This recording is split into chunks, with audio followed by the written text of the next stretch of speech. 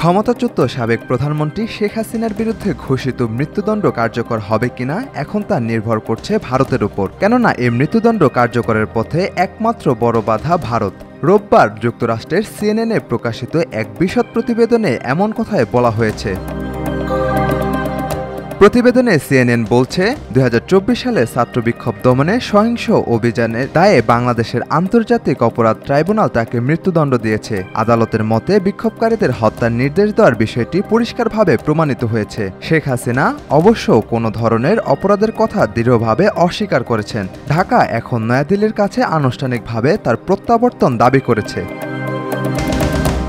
CNN আরও বলেছে, ১৫ বছরের ক্রমবর্ধমান শাসন শেষে ২০২৪ সালে ছাত্র আন্দোলন শেখ হাসিনার সরকার পতনের দিকে ঠেলে দেয়। কোটা আন্দোলনের দাবিতে শুরু হওয়া বিক্ষোভ দ্রুত রূপ নেয় সরকার বিরোধী দেশব্যাপী আন্দোলনে। জাতিসংঘের মানবাধিকার কার্যালয়ের তথ্য উদ্ধৃত করে সিএনএন জানায়, দমনপীড়নে প্রায় ১৪০০ মানুষের মৃত্যু ঘটে।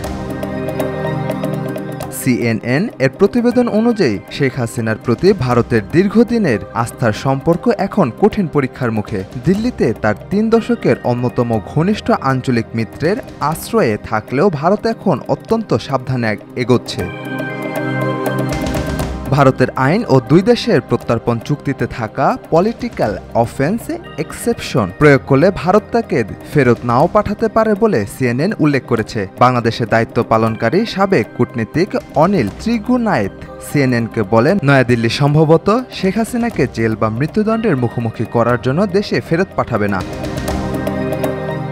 তিনি ব্যাখ্যা করেন, ভারত ও বাংলাদেশের প্রত্যর্পণ চুক্তিতে একটি ব্যতিক্রম নিয়ম আছে। ওই নিয়মের ফলে যদি কোনো রাষ্ট্র মনে করে অপরাধটি রাজনৈতিক উদ্দেশ্যে হয়েছে, তবে তারা প্রত্যাখ্যান করতে পারে। তবে ত্রিগুনায়েত আরও জানান, যেহেতু শেখ হাসিনা এখনও তার সব আইনি সুযোগ বা আপিল করেনি, তাই ভারত তাকে ফেরত পাঠানোর জন্য কোনো তাড়াহুড়া করবে না। এখন দেখার বিষয়, বাংলাদেশ কতটা সফলভাবে ভারত সরকারের ওপর কূটনৈতিক চাপ প্রয়োগ করে খুনি হাসিনাকে দেশে ফিরিয়ে ফাঁসি কার্যকর করতে পারে।